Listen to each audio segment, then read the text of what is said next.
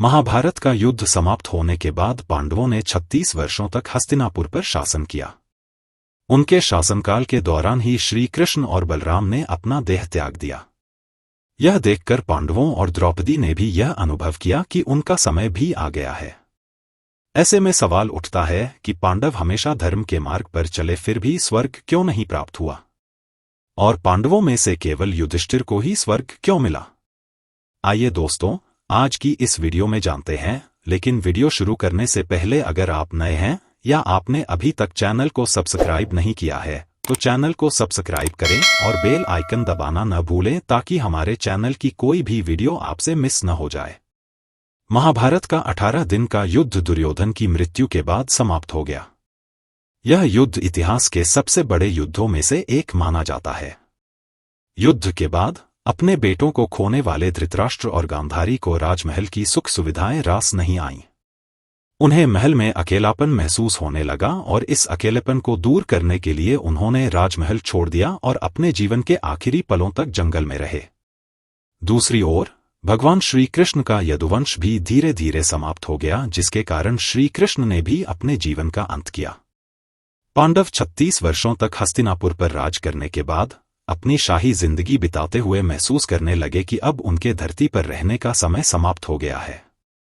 उन्होंने युयुत्सु को राज्य की देखभाल का जिम्मा सौंपा और अभिमन्यु के पुत्र परीक्षित को हस्तिनापुर का नया राजा घोषित किया। महर्षि वेदव्यास से अनुमति लेकर पांचों पांडव द्रौपदी के साथ स्वर्ग यात्रा पर निकल पड़े। लेकिन इस यात्रा के दौरान अर्जुन ने अपने गांडीव, धनुष और तरकश को त्यागने का लालच नहीं छोड़ा था। यात्रा करते हुए जब पांडव कई नदियों, पहाड़ों और समुद्रों को पार करके लाल सागर पहुंचे तो अग्निदेव प्रकट हुए और अर्जुन से कहा कि उनका कार्य समाप्त हो चुका है, इसलिए उन्हें गांडीव और तरकश को छोड़ देना चाहिए।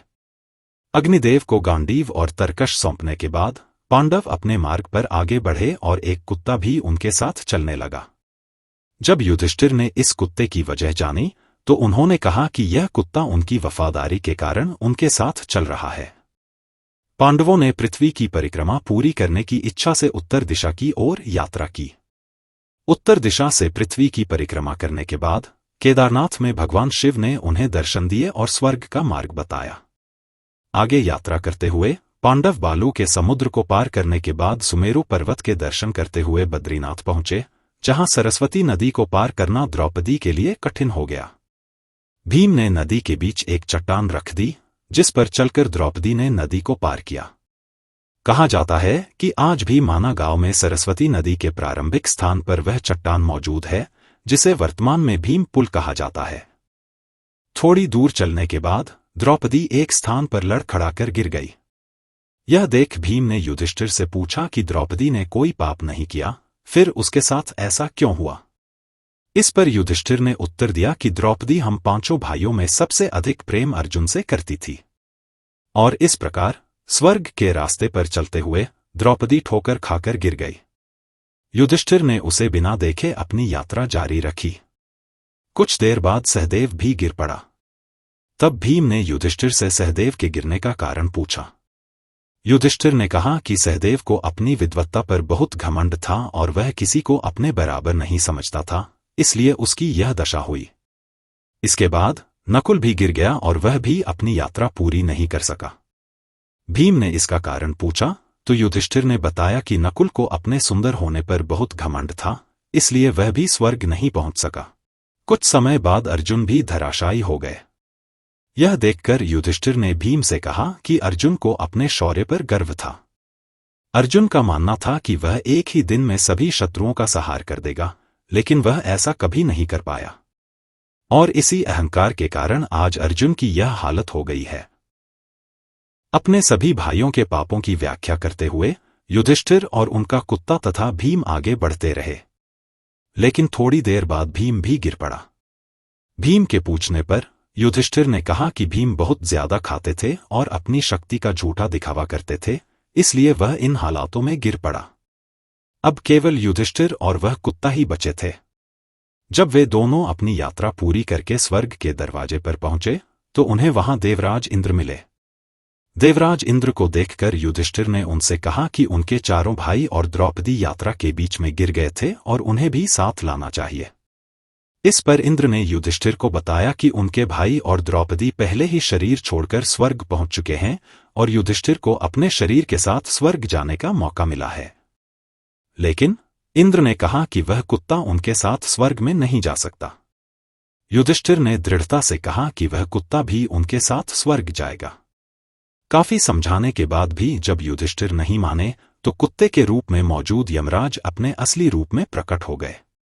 युधिष्ठिर ने जिसे अपना वफादार समझा था वह असल में यमराज थे।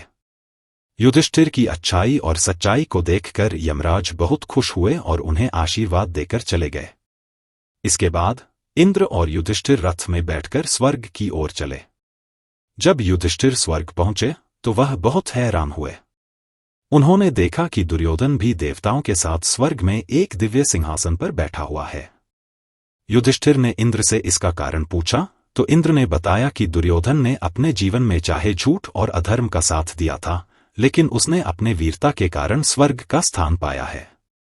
युधिष्ठिर ने देखा कि उनके भाई और द्रौपदी वहां नहीं है। तब युधिष्ठिर ने देवराज इंद्र से अपने भाइयों से मिलने की इच्छा जताई और कहा कि उन्हें भी उसी लोक में स्थान चाहिए जहां उनके भाई और द्रौपदी हैं, क्योंकि अपने भाइयों के बिना उन्हें कुछ भी मंजूर नहीं है। इसके बाद देवराज इंद्र ने युधिष्ठिर को एक देवदूत के साथ भेज दिया। देवदूत के साथ चलते हुए युधिष्ठिर एक ऐसे मार्ग पर पहुंच गए जहां बहुत अंधेरा था और चारों ओर से बदबू आ रही थी। ऊपर गिद्ध मंडरा रहे थे और उनके आसपास लाशें पड़ी हुई थी। मार्ग की कठिनाइयों से तंग आकर युधिष्ठिर ने देवदूत से पूछा कि उन्हें इस रास्ते पर और कितनी दूर चलना है। देवदूत ने उत्तर दिया कि वे असिपत्र नामक नरक के रास्ते पर हैं। जब युधिष्ठिर ने उससे नाम पूछा तो उसने अपना नामकरण अर्जुन, नकुल, सहदेव, द्रौपदी और भीम बताया। यह सुनकर युधिष्ठिर ने देवदूत से कहा कि तुम वापस लौट जाओ, लेकिन मैं अपने भाइयों को छोड़कर कहीं नहीं जाऊंगा। देवदूत ने यह बात स्वर्ग पहुंचकर इंद्र को बताई। कुछ समय बाद देवराज इंद्र वहां पहुंचे जहां युधिष्ठिर थे। जब युधिष्ठिर ने इंद्र से पूछा कि यह सब क्या है तो इंद्र ने बताया कि तुमने अश्वत्थामा की मृत्यु की झूठी खबर देकर धोखे से आचार्य द्रोण का वध कराया था, इसी कारण से उन्हें कुछ समय के लिए नरक में रहना पड़ा है। अब तुम्हें स्वर्ग चलना है जहां तुम्हारे भाई पहले से ही मौजूद हैं। इसके बाद युधिष्ठिर ने गंगा में स्नान कर मानव शरीर को छोड़ दिया और दिव्य रूप धारण कर स्वर्ग पहुंच गए जहां अर्जुन, भीम, नकुल और सहदेव उनका इंतजार कर रहे थे। युधिष्ठिर ने देखा कि वहां उनके भाइयों के साथ श्री कृष्ण और द्रौपदी भी मौजूद हैं। भीम वायु देवता के पास बैठे थे और कर्ण सूर्य के समान तेज धारण किए हुए थे। नकुल और सहदेव अश्विनी कुमारों के साथ बैठे थे। युधिष्ठिर को बताया गया कि द्रौपदी का जन्म भगवती लक्ष्मी के अंश से हुआ था। अपने सभी प्रियजनों को स्वर्ग में देखकर युधिष्ठिर बहुत खुश हुए।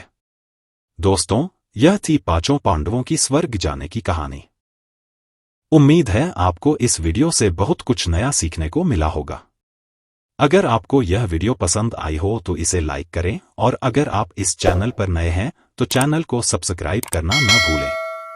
धन्यवाद।